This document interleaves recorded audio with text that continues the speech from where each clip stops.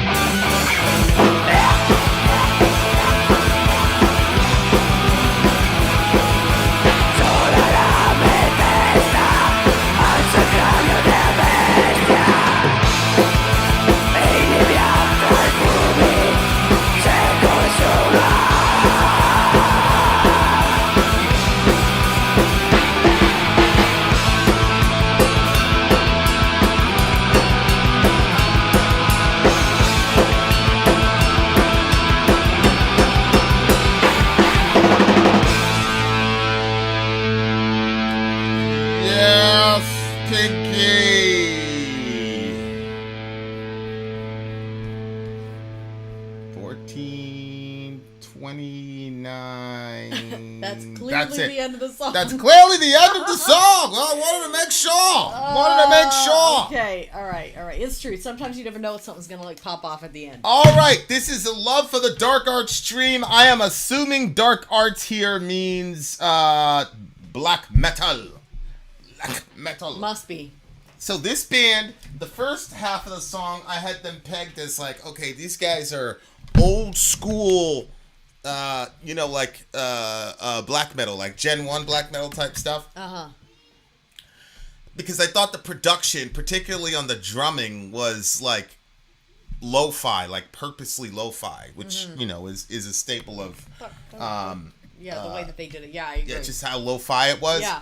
But then they kind of drifted off the beaten path for like Gen 1 black metal. They had some rhythm in there. They had the which you generally don't hear in black metal. So they were kind of like a modern kind of black metal band with the lo-fi signature, it almost sounded like. Okay. Okay, so this was This was written in their native language and then translated. It's a specific dialect of Italian. So basically, only the 4,000 people in the town that this dude came up with would be able to translate this. But this is coming directly. This is coming directly from the band itself, which is pretty cool. It was really actually pretty cool that the band reached out to you so quickly, and then responded to your reach out. Yeah. Yeah. Mm-hmm. So that's pretty badass, actually. So there wasn't a lot of lyrics. I walk into the wood under the moon's look. Which, I feel the stars wait. That's an interesting line. Feeling the weight of the stars? Yeah, I've never heard anybody say that. That's true. And I'm not really even... Because the stars... Okay, so the stars have always done like a couple things. One, to me, is they give you this... like a feeling of smallness because they're so far away. Really? Well, for me, yeah, I always felt like I felt, to me, when I would go underneath the stars, it was always like, okay, there's something way bigger than me, like, because you're looking at the whole thing. Okay, yeah, I see and that. And it made me feel like safe in a way. Although I will say, this alien stuff you keep showing me probably wouldn't make me feel like that same way looking at the stars after seeing all that different stuff you keep showing me. What do you mean? Well, I guess because all of my life up until I came to this idea that, wait a minute, there actually could be other life forms. And then obviously with our government talking about more different, things on the topic, it kind of makes you start saying, well, wait a minute. What's going on here? It's about to be a big reveal. Yeah, but before all of that, I thought, it was us. That was it, And you really thought that? Oh, yeah. Okay. Like, in the circles that I rolled in, like, if you believed in aliens, you were just, like, crazy. Like, that's only for crazy people. That's why I was very surprised you did. I was like, wait, what? Because we were walking in... Weren't we in Walmart when I brought it up? And I was like, Bible study. So-and-so believes in aliens. It was a Bible study. It was a Bible it? study, yeah. And you were, like, mocking people that believed. I was like, well, I mean... pretty big fucking planet out there. And on top of that, we believe some pretty hokey stuff. I mean... Yeah, I see what you're saying. Like... So I don't know when he said the way to the stars. Yeah, I always, like the stars really, they were objects of worship, or there were... I think the weight of the stars is more of a metaphysical sort of... Because technically the sun is a star. I just think it's the weight of the cosmos itself. Like, I think it's one of the things that I feel like pagans have over us is it seems to me that paganism, which I'm assuming that this was descriptor of some sort of a pagan rite or ritual, because it literally says, pose into a corner, the rite doesn't stop. Although it could be that he's presenting nature as the ceremony itself. But it just looks to me like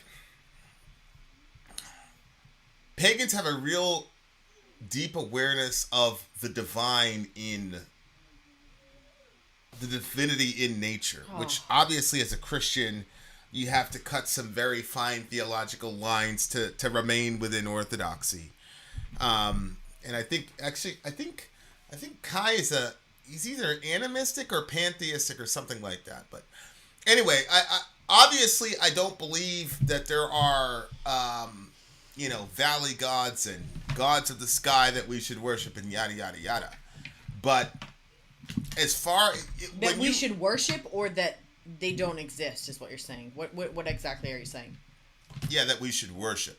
Yeah. God, yeah, in that sense of worshipable gods. But as far as like the idea, maybe that what we call consciousness or awareness or whatever, that we only apply to human beings, like could that be all of nature? Could all of nature? And somebody asked Don Hoffman this question because he's got conscious agents theory. Hoffman doesn't believe in like a physical world, a physical time and space type world. He believes that this is basically like a we're all participating basically in a not necessarily, basically simulation is as close as you can come, but it's basically conscious agents coming together to generate what we're calling the physical world so that we can have experiences, yada, yada, yada. Yeah. Well, if that's the case, then somebody asked Hoffman, well then, did a group of conscious agents choose to be a rock in this simulation? And he basically said, yeah, probably. which the guy basically said, okay, does that mean that rocks are then conscious to a degree? And he basically said, well, yeah, basically. Because again, Really? he doesn't really believe that what we're calling the physical world is actually ultimately real outside of our perception. So it was rock? very, very, very interesting. See, I feel like I could throw in more with like a plant, but like a rock, it's not even living. Like it's. Yeah. So he didn't say yes, but he said I'm not going to rule it out because again, what is the function of a rock if conscious agents came together and projected this universe? What's the function of a rock? It's not just there. It's in his theory. There's a group of conscious agents that make up that rock. So. Very, very interesting questions. And according to Sadie, rocks have their own frequency. So, I mean, who knows? Frequency. I don't know what she means by frequency. I'm assuming frequency means that it counts as some sort of living entity or something to that degree. As a Christian, I believe there is consciousness in nature, stars, trees, etc. Right. So... Really? So if you had that world view, then you would really feel the weight of the stars. Okay, because, if that was true, yeah, when we were out today and you like took that rock and you threw it down, like then Yeah. you would wonder, like, was that rock sad that you threw it away from where it was? Maybe it liked the sunny spot on the hill. Well, I think in Hoffman's perspective that those things probably have a different agenda, you know. Like, he got very fuzzy when the guy was asking him that question for obvious reasons. The guy's a scientist. Sounds weird, or He's a scientist, and it sounds like pantheism, which, you know, we're modern, we're postmodern. Yeah. And, you know, if this souped-up scientist says he believes something that the ancient pagans believed since before we were verbal, then this is what I'm talking about, like, with modern Western people, is that to have to admit... yeah. Well, shit, they had it right the entire time, right? And Yeah. here we come with all of our infinite wisdom and knowledge, and all we did was find a complicated way of explaining why those pagans were right. Mm-hmm. You don't want to go there. Mm-hmm. The same thing with ayahuasca. It's the same thing with, honestly, some of these, you know, unidentified aerial phenomena, what we've seen where you could clearly see, like, okay, if an ancient person saw this, they'd say they just saw an angel. Yeah. Like the shape-shifting UFO one that we saw. Yeah. If an ancient person described what they saw, they'd say, "Oh, that's a." But Yeah. anyway, so it's just a very, very interesting topic. The weight of the stars is that's a phrase with a lot of implications, I think. But I'm not even sure, like, necessarily if that's translated in a way that we can understand, because the very next line is the smell of pine is becoming arrogant, which sounds a little... I mean, you could run with that and come with an explanation, but it almost seems like that they're saying it's becoming poignant. Like, you're smelling it's getting really strong, is what seems like more. I feel the stars wait, the smell of pine is becoming, like, strong, I would think. Smokes of resin, tree resin, the witch starts. Shake his head to the sides and wiggle itself. A spiral drags me. The small road go deep into a spiral drags me. I don't know what this spiral is, but again, we were in the woods today. I wish I would have taken a picture of that. Like, those weren't just circles that they made out of the rocks. Like, if you looked in the middle, it made a spiral in the middle. So I wondered, like, if there was anything to that. Like, was somebody just spending their day creating a pretty thing in the... Or is it a nod to Tool and Lateralis, which has the whole fractal thing where you have mathematical equations and fractals that repeat over and over again all throughout the universe, but there's no mind superintending any of this. Nope, just a lot of order and a lot of codes that are hardwired seemingly into the universe. But never you look at the man behind the stuff. It all just happened randomly. Yeah, I think he might be, you know, because I think I definitely see, like, I believe that I think atheism, the computer atheism stuff, I think that's going away.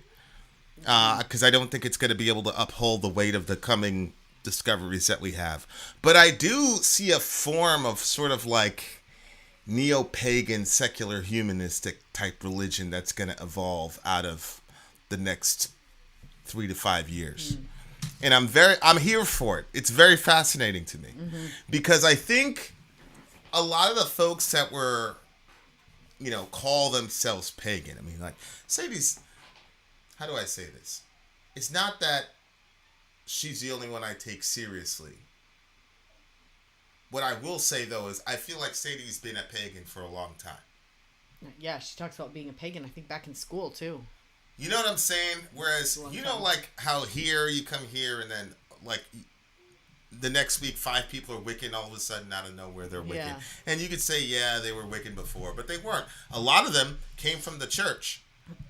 So it's kind of like the church funneled out into, you had a bunch of people went like this 33 years, she said. This new atheist stuff. And I think people are going to see the obvious holes in the new atheist stuff, but they still don't want Christianity. So I think, so on the one hand you have that, but on the other hand you have scientific breakthroughs and things like that, especially in the world of physics where space-time, it's almost like the Minority Report now. Like physicalism is almost a Minority Report among these physicists. Yeah. And so I just think there's going to be kind of almost like this convergence of thought processes. Because I think if people put everything on the table and say, okay, what's the difference between saying I opened up a portal into another world versus I took DMT and ayahuasca? There's no real functional difference. What's the difference between saying that this thing is an angel versus saying this thing is a, Zeta Reticulin, whatever. I think people are going to go there and they're going to go, this is ridiculous. They're all going to collapse into the same thing. And there's going to obviously be some morality. So there's where the humanism comes in. But you don't want to live under God's law. So that's where the secularism is going to come in. But you also have to account for the supernatural, which is where I think the paganism is going to come in. So that's my prediction in the next 3 to 5 years. The next big thing is going to be some pagan secular humanism. That's what I think is going to happen. That's what this song has meant to me. Yeah, I mean, just the song seems like it's about a ritual that goes on because poison in a corner, the right doesn't stop, shadows, the owl calls. Oh, and also the dances insist for only one night. So it seems like it's some this is, this happens for one night, this goes on for one night. Footsteps on the rock, screams don't let down, exhausted, breathless, the impetuosity. The dances insist for one only night. Pose into a corner, the right doesn't stop, shadows the... And then in the song, you hear people screaming and yelling. So I don't know if they were looking at this as like some sort of ritual where somebody gets sacrificed. You know what I'm saying? That might be it too. What were you saying? I mean, this is the name of the song. But I don't know. Anguana-Fumi de Caraxa. Oh yeah. All right, what'd you give it? So okay, whenever we're doing anything that has some sort of pagan whatever in it, I expect a certain level of, from my position, beauty in it. And you're saying, that you were hearing some. Did you say tremolo? What did you say? Tremolo. You listed off some different things over there, but I just didn't. I don't know.